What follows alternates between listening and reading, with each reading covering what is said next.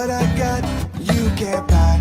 It resides between my eyes. Walked through the fire, came out better on the other side. See, life's like a beach if you find the sand. And right now, I'm feeling like 100 grand. You are listening to Inspired Insider with your host, Dr. Jeremy Weisz.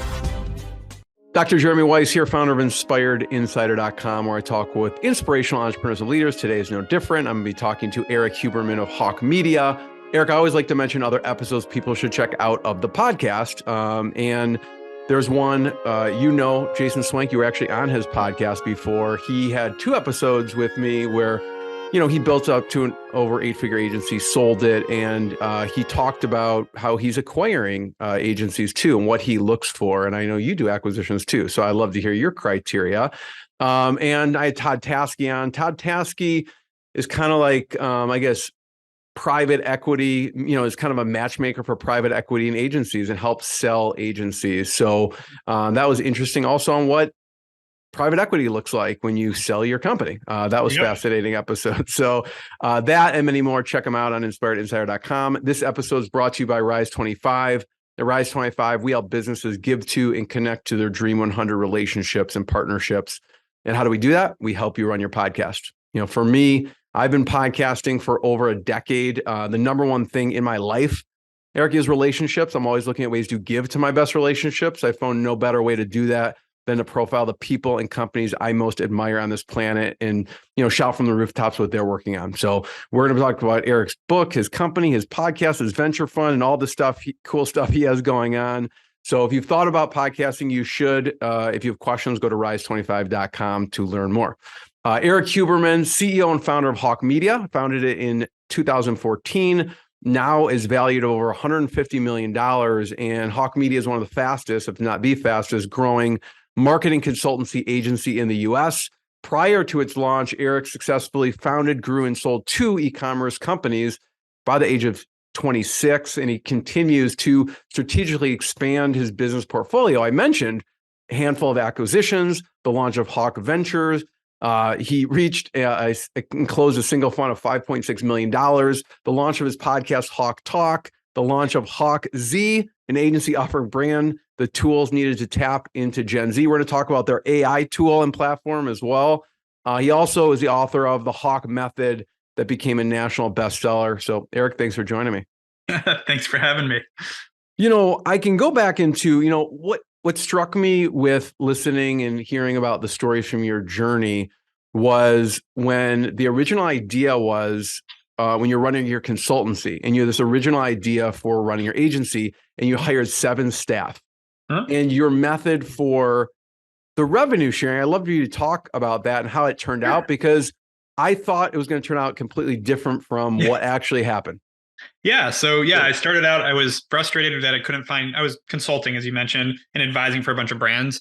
Couldn't find a decent agency to do their job. So I was like, I'm just going to hire my own little SWAT team, each with their own expertise. So Facebook marketer, an email marketer, web designer, et cetera, and made this whole a la carte month-to-month model with these experts. And what you spoke to is, and I'm surprised you dug that up because I don't think I've talked about that in a while. I originally, how I comp people is a really low base pay and then a percentage of the work they worked on. So we're going to pay you, it was at the time, I think it was 30 grand a month or a year, 30 grand a year salary for pretty nice marketing people, but then 30% of all the business you worked on, all the revenue. And, to me, it was like, pretty generous. Sky's the limit. You're going to make a ton of, they can legitimately make a ton of money. And what I found was within 6 months, all those people are gone because most people don't want the volatility.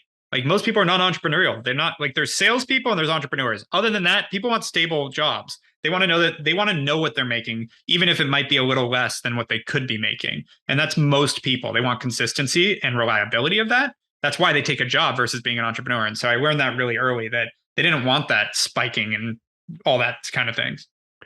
What was the first major milestone that you remember hitting in the agency? Major milestone. I don't know if it's revenue or staff or. Well, yeah, in terms of that, I'd say revenue, like hitting $1 million in the first year was, I was ambitious to do it, but actually doing it was really cool. And then, what do you consider a point where you were plateaued in? So you hit the 1 million mark. Was there a time or like, we just need to push past this mark? Yeah, thankfully we were always able, like growth. What surprised us about that, it was growth percentages slowed, which is obvious. You can't double every year forever. That'd be awesome, but it's not normal. And so our compounded growth is what slowed, but we always grew.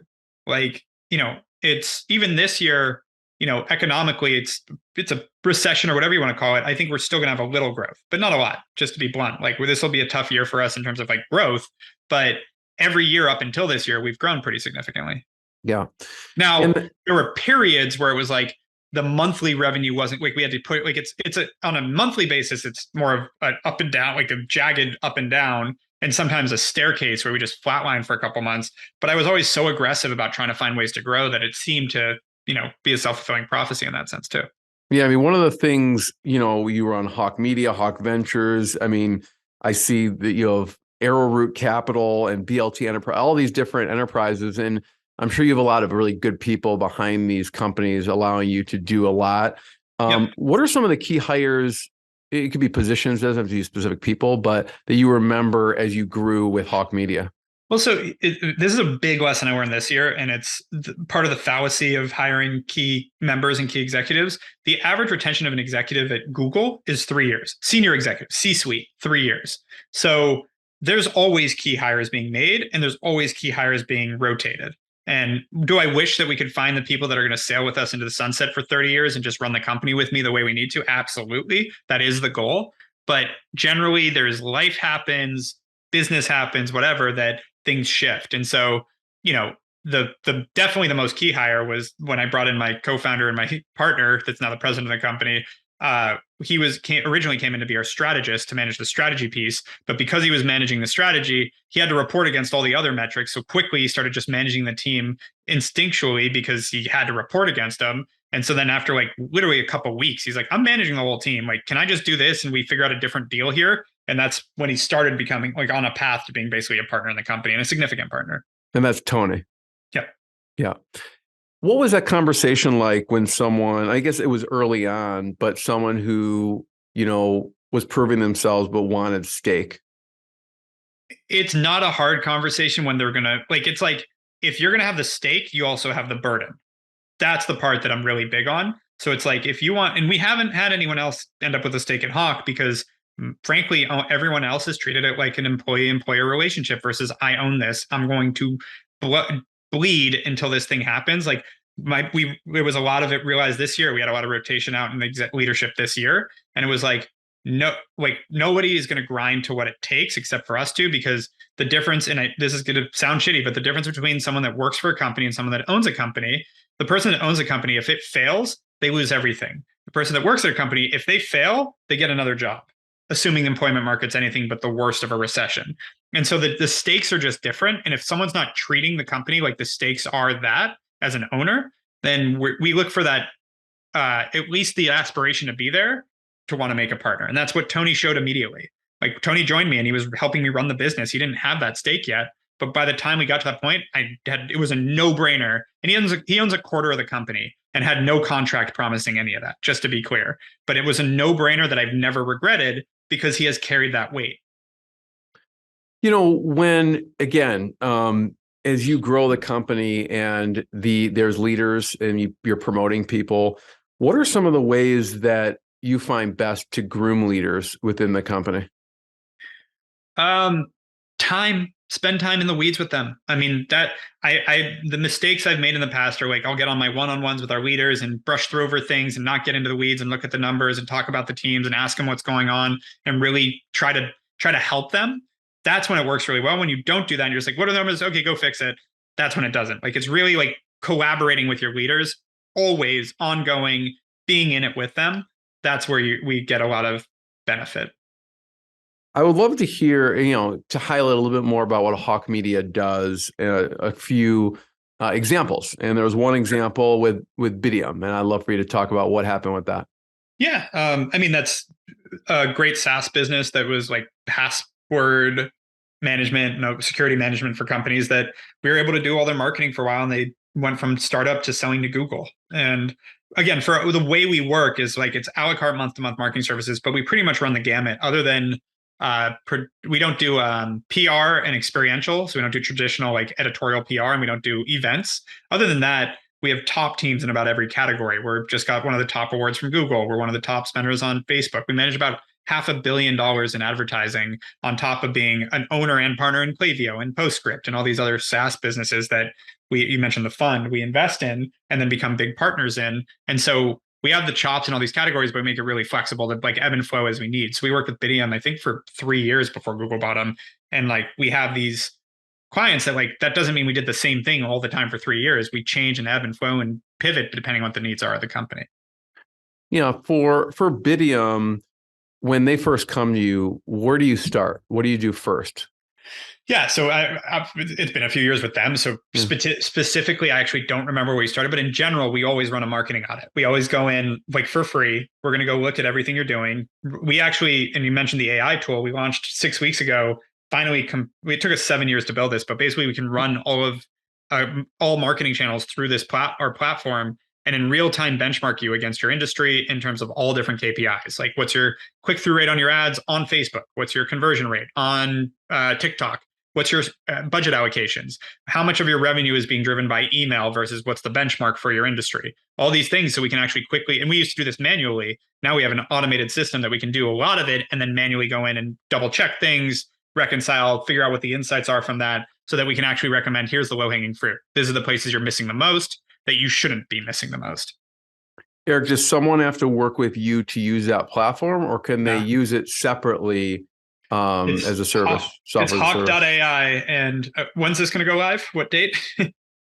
Probably 4 weeks or so. Okay. So yeah, it starts at $250 a month. It's supposed to be completely accessible. So it could be a different price if you're listening to this 3 years from now and it's $1,000, don't get mad at me. What I was going to say is but we have an introductory price that's going up in a couple of weeks. Yeah, I was going to say, so someone can use it separately, but one of the ways that you will work with the company in the beginning just to audit what's going on to make your recommendations is you'll use the tool that you recommend. Yes. Is that right? And yes, we'll use the tool we recommend, and we'll also do manual work. We'll have our experts go in and take a look too, run an audit manually as well, because there's a lot of nuance that like AI is not there yet. The goal of Hawke.ai is to build the platform that as AI progresses as a technology, we have the data and the infrastructure to actually leverage it. And we have that now, but the technology isn't there yet. So over time, this will become something that can be automated marketing strategy. Yeah. So we'll get to I want to talk specifically about the AI tool for a second. Sure. But for the B2B company, you'll go in, you'll do an audit. Yep. There's manual work. You're using obviously the software that you put blood, sweat, and tears and money into. What's next after you do the audit?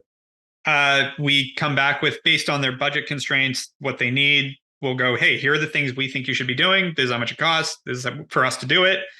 We could, if this makes sense, let's go. And we always ask for budget constraints, even if it's a range. Give us an idea, ballpark of what your resources are, so we know what we're working with, and we'll put together what we think is best for you to do with that. So and then we, again, it's all a la carte month to month. So no barrier to entry. We have all the credibility in the world. We, actually win awards every week. It's pretty fun.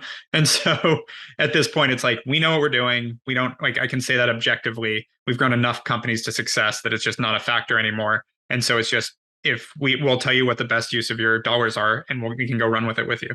And we can adjust on the fly. We can adjust before starting, like depending on, again, this is a collaborative effort. So once we present the reason, what we want to do and why, we can have a discussion. If it looks good, which generally it does. Generally, it's like, we know what we're doing. This is what you need to do. Let's go. We go.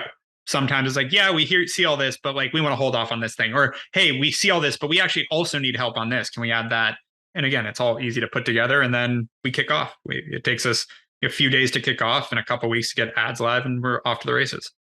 Erik, with your e-commerce companies that you grew and then ended up selling, were you using a lot of these same exact methods now that you do for other companies? Yeah, that's where it came from, is more the last one. My first e-commerce company that I sold was bootstrapped, and so I had to be super scrappy. And so when I moved to the second one, I was brought in by Science, the incubator. They had already raised $2 million, and they just said, go.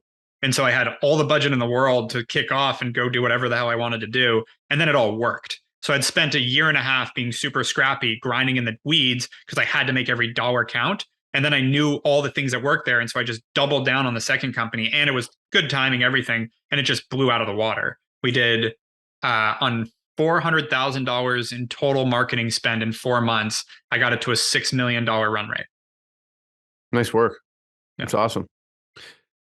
Software is a totally different animal. I feel like when I've been in the room with people, the grass is always greener, right? The agency services are like, I just want a software, and the software will be like, it's the margin, the agency and the services seem so much better, right? Yeah.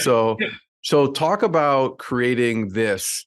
The example is like, I'll just be blunt. Like, we burn we burn $50,000 to $60,000 a month in, it's negative profit right now.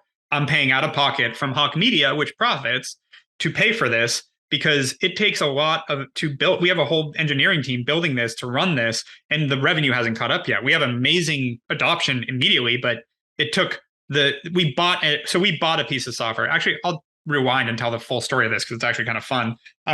7 years ago, I sat down with two brilliant guys, a guy named Marcus Shingles and a guy named Peter Diamantis, who runs XPRIZE and Abundance 360. Know who Peter is? Yeah, for sure. Yeah. So I was sitting with them, and they were like talking about rapid disruption, and they looked at me and said, what's going to be the Uber to your taxi company? Like, as a marketing agency, what's going to disrupt what you're doing? And they're like, we think it's going to be freelancers, and that's going to completely disrupt what you're doing. And, everyone's just going to go with freelancers. Like, no, they're not, because they're completely unreliable. And if you're running a business, that's not a good thing to do. But I do think AI will. And like, this is what I think is going to happen. I think over time, AI is going to you're going to get insights that it's going to watch all your marketing channels and be able to tell you, here's what's working, what's not. And it's going to if you can get enough data on the global markets, you can say, this is how you're benchmarking, this is what's working, what's not. And then over time, you can create insights like, this is why it's not working. Like, your site speed is why your conversion rate is bad. And then over time, it can be like, your site speed isn't working because these 3 images aren't loading well. And then at some point, it's going to just be like, hey, I can fix this. Do you want to turn off these 3 images? And then it'll just be automated. Like, it'll just start fixing everything in real time. And I'm like, that's coming. It'll be a decade, but I think it's coming. And they said, well, why aren't you building that? So I'm not an AI engineer, but I appreciate the kick in the butt. And so I actually, our company was young but profitable, and I was like, screw it, let's go build it. So I went through what I knew immediately is step 1 of this is I need the data. I need thousands of companies' marketing data in real time to educate an individual platform or individual company on how they're performing according to the market. Because if I don't have that, knowing that my ads are down week over week, well, is that a market function or a personal problem? Like, I don't know. So you need the global data for it. Well, nobody supplies that. Google doesn't give benchmarking. Like, there's really hard to find benchmark other than anecdotal. What are you guys seeing? So I was like, all right, so we need to get data. And then I want to build a visualization platform that allows us to then, again, do this automated audit that we now can do, so we can benchmark them and to show how companies are performing, what they could do better, then add insights, and let's build this. So I hired a tech team, I think that was, 6 years ago, and started building it, built the pipes to start digesting data, knew that I wanted to do it. So started finding data partnerships to get the data in. And long story short, I went through 3 failed tech teams that couldn't build it. We'd spend a couple $100,000, they'd get nowhere. We'd move on to the next one, couple $100,000, get nowhere, next one. And that happened 3 times. And then I just shelved it for a while. Yeah. Well, I'd say it was like the frog slow boil thing, where it happened so slowly. It wasn't pay us $200,000. It was like 10 or 20 grand a month, 3 different times for a year. And then like, God damn it. And then you move on to the next one. So it was exciting until it wasn't. And so it was never felt painful until you look at it in hindsight. But it all worked out, because what happened was, a year ago, I went to a program called Birthing a Giants at UT Austin. And it was basically, how do you hockey stick your business? And it was actually built for companies about an order of magnitude smaller than mine. So we're talking things about how to scale a sales team and things that we'd already done. But instead of being like, oh shit, I'm in the wrong room and rolling my eyes, I went, I'm still going to go fall in and figure out, like, I'm going to spend the whole week taking their cues, but trying to apply it to my size business. And what it came out with was, I still need to build this software company, because it'll make so much efficiency on my team. It'll do so many things for my business. I need to build it. Came out, I immediately 2 days later put up 2 job ads for a senior developer and a junior one. I was like, we're going to build this in-house. We're going to interview the shit out of people. I'm going to have some friends that are in software help me interview, and we're going to get there. And then 2 days later, I got emailed by a guy that said, we have this dashboard company we'd love to talk to you about. We have a bunch of mutual friends. And I looked at it. And again, this was what is amazing about all of this is it was so top of mind. I went, this guy has the monitoring part of what I need for this platform. So I get on the phone and I'm like, cool platform. Let's take a step back though. How long have you been doing this? He's like, 4 years. Now it's been 5. 4 years. I'm like, okay, how much money have you raised? Where are you at? He's like, we just got to market. We're just starting to get customers. I'm like, okay, what if I told you I now have 10,000 companies' marketing data in real time, and we could add that into this, create benchmarking. You can use my 35-person sales team and my whole infrastructure to build this, and we just partner up and do it together. What do you think? And he's like, yeah. A strong sales pitch. Yeah, it worked. So, By the way, incredible people. So we got a deal done in February. I don't it was the coolest. Like, it's been the best experience. We've bought 9 companies. This has been I hate to demean anyone else, but the best experience, because the negotiations were the most rational, above the table. Like, this is what we need. This is like, we have an investor. We got to find a way to at least pay off his interest. Like, all these things that we went back and forth on, got the deal done. They then told me they could have all the benchmarking integrated within 2 months, which was basically May, because we really got done around March and like started integrating, et cetera. And May 15th was the deadline. I got back from a trip on like May 21st and went, hey guys, what happened? Did we get all that? Like, where are we on all those things we promised deadline? They're like, we got done on May 15th, like we said, which for anyone in software, it's a miracle. And I'm like, what do you mean it's done? They're like, here. And they pulled up the demo and showed me all benchmarking integrated already, all the data running through it. And so then I knew, like, okay, this is going to be amazing. We rebranded it from Morpheo to Hawke.ai. In August, we soft launched that. And then September, we did a hard launch. And in 6 weeks, we got it to over 2,000 paying customers. Amazing. And the benchmarking is done. Our insights are launching, I think, next week. So by the time this comes out, they should be out, where it'll start saying, here are things you should know based on this data.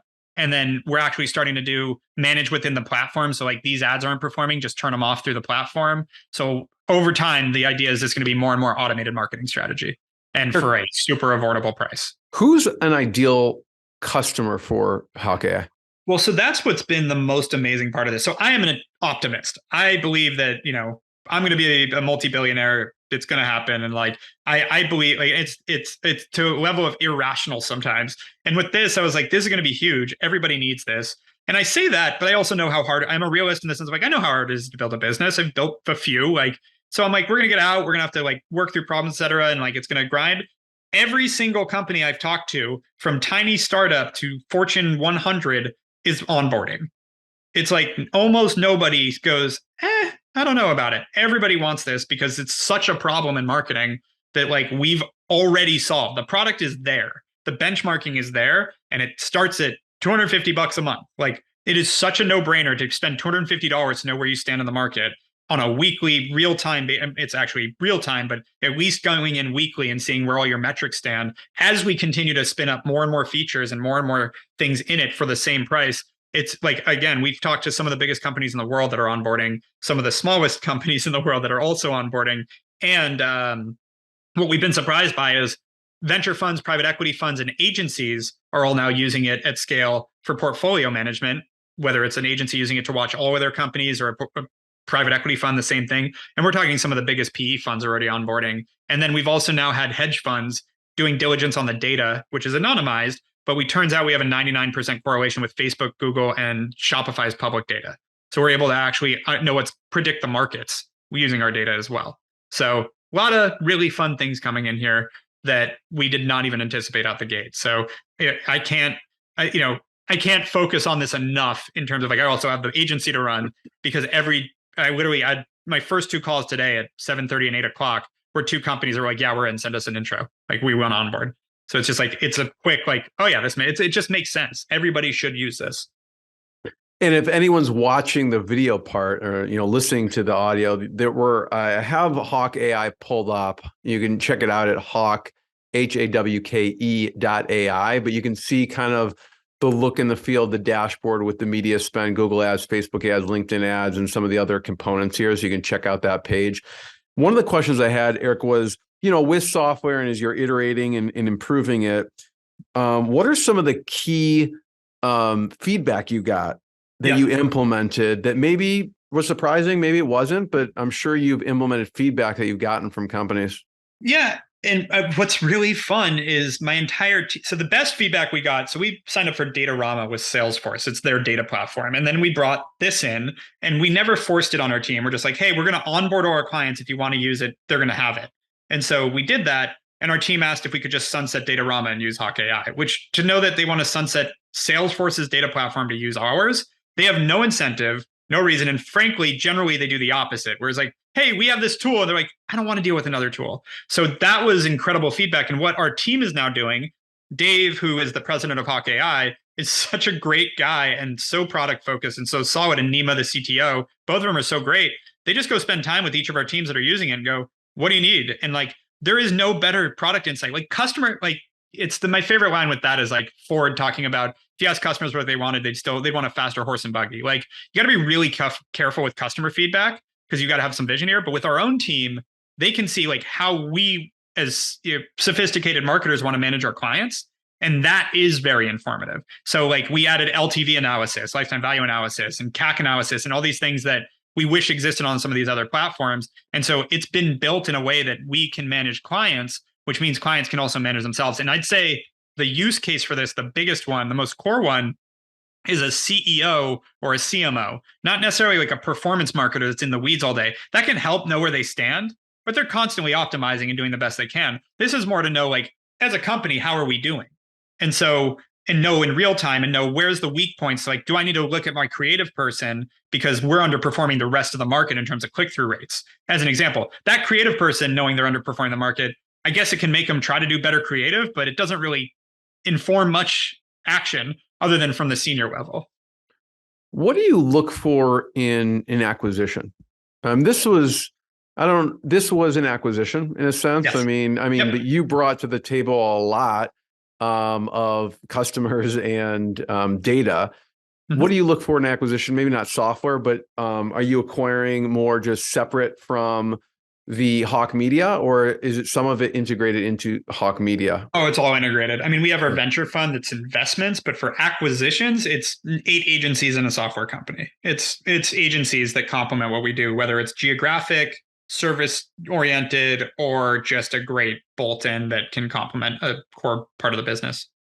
So what do you look for in an agency? Are there a certain number that you would like to do a year, or is like we're good for a while?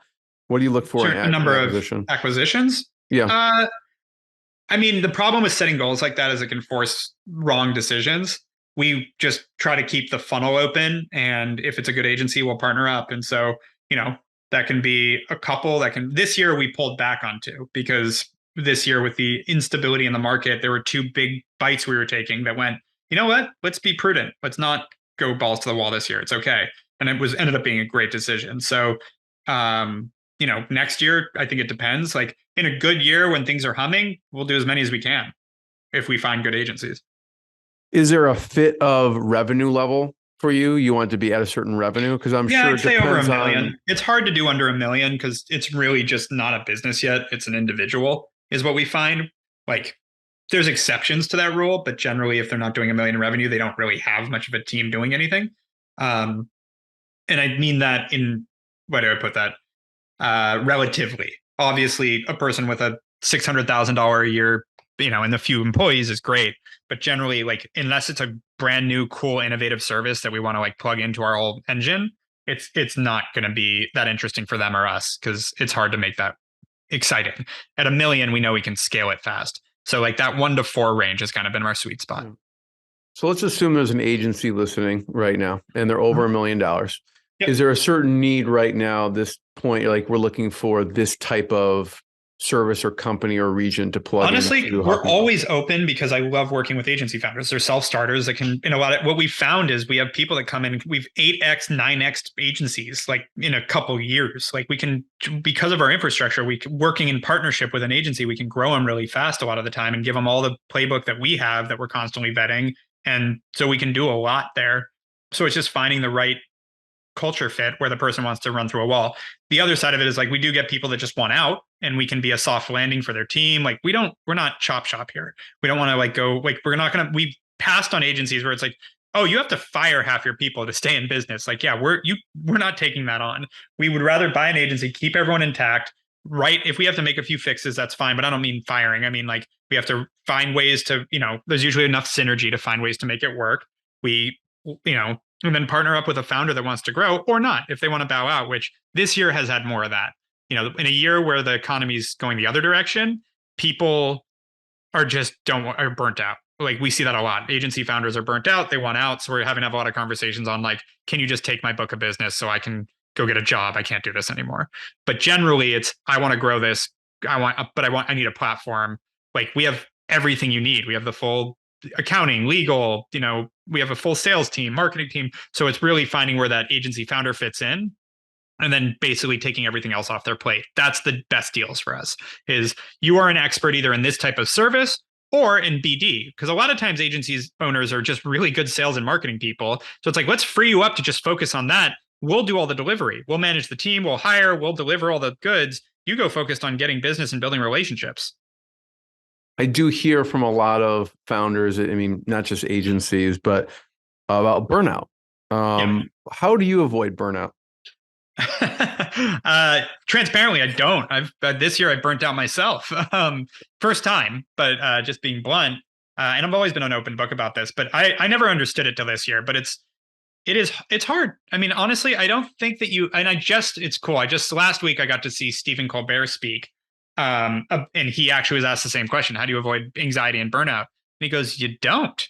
Like, you just learn to deal with it and try to like it, if it makes any sense. Like, that being said, I think making sure you put yourself in as good of a position as possible to do the things that you're good at, that you also enjoy doing, is super important.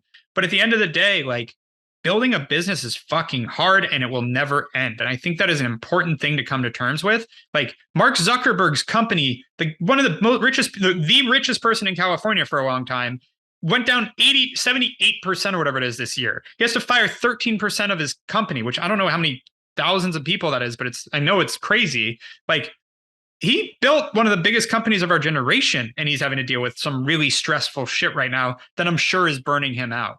Same thing with Tim Cook and Apple, biggest company in the world. He's dealing with geopolitical problems and a recession and all these things. Like, it's not always going to be butterflies and roses. And like, when it's not, and that's the part that's important. Like, I think myself included, the past decade has been up and to the right for almost everybody. Like, it has been a really, really bold decade for the market, for economy, for businesses. And like, even though we all dealt with individual problems along the way, and there's always challenges in business, the overall picture was good. Now it's switching. So unless you went through 2008 and know what that looks like, it's scary. And I think that, combined with like grinding through the pandemic and grinding through what's happened recently, like just the world recently and war and all this stuff, I think, like, I see it with my employees, I see it with everyone. Like, the overall mental health of the country is not in a good place right now. Like, the American Psychology Association just came out with a stat that for people under 35, 47% of them say that stress limits their ability to function on a common daily basis. Meaning, like, regularly not daily, but it's like they can't function on their day-to-day habits on a regular basis due to stress. Half of people under 35 in the United States, according to the study. So I think there's just an overall global thing right now that if you're feeling stressed out, burnt out, etc., everyone is, and it's okay. Take a breath, meditate, exercise, do all the things you need to do to take care of yourself, and know that we literally go through this shit every decade, and it's just going to be another one. And act responsibly. What do you do to cope with it when you are feeling it?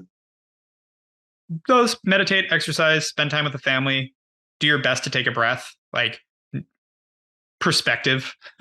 Does it really matter? Are we, saving the world here? Are we marketing some cool brands? And that being said, at World's Smallest Violin, we're doing fine. Honestly, like that's the part that, yeah, that's good. Like, we are doing fine, but like, I'm used to 80% compounded annual growth for 8 years. So like, that's every year averaging 80% growth. Like, we've grown very fast. And so not having that, and all of a sudden, like, in it screeching to a halt, it takes the wind out of your sails, and you have to figure out, along with headwinds that happen in a situation like this, it's like, it gets stressful. But usually what I did is inform myself. That I think, similar to like, if you get nerves when you do public speaking, best way to get over it is to prep. Same thing with like a situation like this. If you're nervous, go look at all the studies, go look at everything that's coming out about what's happening, try to understand it. You can't predict the future, but understand it the best you can so you can watch the variables so that like my favorite stat right now is looking at 2008 collapse of the market, because it's almost identical to this year with one more drop coming. Do we think the market might have one more sharp drop? Yeah, I think everybody could probably agree to that. But then you're in 2008 territory, which is the second worst recession it's the worst since the Great Depression. Do I think rationally that we're going into a Great Depression right now? No. More cash in the market than ever, cash on the sidelines. We've got nothing tells me we're going into a depression. Do I think we might have we're already in a recession? I don't know why they keep changing the definition, but we're in there. But again, these at most last a year and a half, and we're already a year into it, or almost. So by mid next year, I think it'll start to be fine. And can you tough it out for another 6 months before things start to recover? I can. That's a big thing of how I think about it. This isn't forever. And another last line on that is a great interview with Tom Hanks. They asked him something along the lines of what is his favorite advice or something? And he goes, "This too shall pass." And what he means, and he says it, he's like, things are going great, you're making tons of money, this too shall pass. Oh, things are really horrible, you're struggling, you can't make ends meet, this too shall pass. He talks about, it goes both ways. Things won't always be amazing and things won't always be horrible. It goes through ebbs and flows, and just remember that. I think it's super important when you're burning out.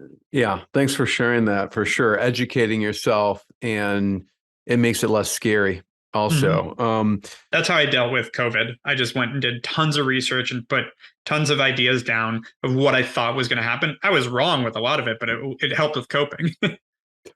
What is one of your favorite stories from the book? Yeah, I'd say probably my favorite one, because it's actually come full circle, was I talk about a client we had that was all of a sudden their Facebook ads dropped to their performance went down 85% or 88%. It was horrible. Dropped by an eighth of what it was doing. And I didn't hear about it for a couple of weeks. Our team was scrambling, trying to redo Facebook ads and make it perform. And finally it came to my desk and I'm like, all right, let me look at the metrics. And I'm like, wait, they have the same cost per click, same click-through rate, same CPM. We're targeting the same types of people. So nothing changed on Facebook. The cost didn't change. The targeting didn't change. Nothing's changed. Why is this a Facebook problem? Why are we trying to fix Facebook? Sounds like their conversion's the problem. So then I go look at their site. Their conversion rate has dropped an eighth to an eighth. It's their conversion rate is an eighth of what it was. Why? What happened? It happened. Let's look at the dates. Oh, it happened on a day. It's you can see boom. That day. So I emailed them and said, hey, on whatever, I think it was in April, April 21st, did you do something to your website? They're like, oh yeah, we just had some minor updates. Minor updates. Okay. Let's look at the site speed. Their site speed had become, instead of 1 second load speed on mobile, it had gone to 8 seconds. So how many people are going to click on an ad and sit staring at a blank screen for 8 seconds until the page loads, then click the product and then wait 8 more seconds? No one. So that was what happened. I explained this to them. And they're like, no, it's Facebook ads. Where they're looking at Facebook is not performing. I'm like, it's your site. They're like, don't blame our site. It's your Facebook ads. I'm like, here's all the metrics. I'm not trying to pull one over on you. Sure enough, they fire us and go get another agency that lasted a few months. They fix their site and everything goes back to normal. Hey, just so you know, we were able to get it back on track. And I'm like, you fixed your website, didn't you? They're like, yes. Yeah, well done. Good job. Fast forward, they're going to become a client of Hawke.ai, which is literally what that product is built to do. So when I wrote the book, there was no Hawke.ai. Now, that's a perfect case of looking at the wrong metrics and thinking well, it's Facebook because our ROAS is down. It's all of your metrics are good. It's not Facebook. This is your problem. And that's one of the systems that we built into that platform. Love it. Yeah, I encourage people to check out the book. You can get it on Audible or on Amazon. Yep. And so I have one last question. Erik, sure. First of all, thanks for sharing your stories, your knowledge, your expertise. I want to encourage people before I ask it to go to Hawke.media.com. You can also go to Hawke.ai to learn more about AI if you are one of those type of companies. If you do anything with advertising or if you have a portfolio that you manage, check it out. Last question, Erik, is how have things changed since having a child? Yeah. It's everything I thought it was, which is a weird thing to say because I was bombarded with people saying you have no idea what you're getting into. Turns out I did, which I'm 3 months in. So I'm like, I know that there's plenty of surprises, but it's what I thought it was. Meaning, like, I know that there's going to be individual surprises, but having a child is what I thought it would be in every great way that you would hope it would be. And so the way, like, I work from home, which is amazing because, like, today I had a 30-minute cancellation right when it was her playtime. So I went, well, I'm going to put my computer down and go play with her for 30 minutes. Like, there's things like that are just a gift in terms of where we're at in society. Traveling, way less interesting. I flew this year so far. I've flown 200,000 miles. And since she's born, I've done one overnight, one 2-night, and 1 week trip. And it's not as fun. Like, I want to go home, which I never had. I love my wife sincerely. We're great together, but being apart for a few days wasn't a big deal. Now I'm like, I don't want to. I want to go home and see my daughter. So that's been a change. It's also, frankly, made me more of a workaholic and productive because I was a hobby junkie pre having a baby, where, like, I got my pilot's license, I snowboard all the time, I mountain bike, I do all these things, and now, like, when the weekend comes around, I'm not trying to find the next activity to go do. I'm spending time with my daughter, who's sleeping half the time. So then I'm like, oh, I'll grab my laptop. I'm just sitting at home. So I've definitely found I thought it was going to be a hindrance on productivity. It's increased my productivity. It's taken away a lot of my hobby focus, but that's okay because, frankly, I got so much fun with that anyways. And at some point I find equilibrium as it comes. Sometimes it's a force function to getting more done. My business partner, John Corcoran, has 4 kids under 11, and, like, you're almost forced to get things done during, so. Yeah, you got to be really good at that's the thing is she's, again, sleeping half the time now before they go to school. But once they're older, like, that is going to change. It's going to be, like, definitely a lot more hands-on. Erik, thank you so much. Everyone, check out the site, check out the book, check out the podcast, check out everything. And I appreciate you, Erik. Thanks, everyone. Thank you for having me. What I got, you can't buy.